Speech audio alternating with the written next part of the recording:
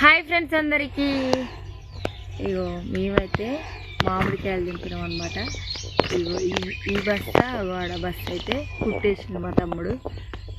ఇవైతే లెక్కతో తీసుకుపోతున్నాం, బస్తాల లెక్క అయితే కాదు.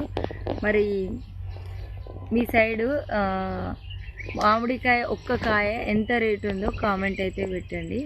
మరి మా అమ్మ అయితే ఎంత కాయ అమ్ముకొస్తుంది అనేది నేనైతే సాయంత్రం ఇంకొక వీడియోలో చెప్తాను. నేనైతే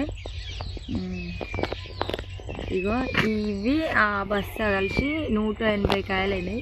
ఇక అన్నీ కలిపి అయితే 200 కాయలు అయితే అయితే అనుకుంటున్నాను నేను.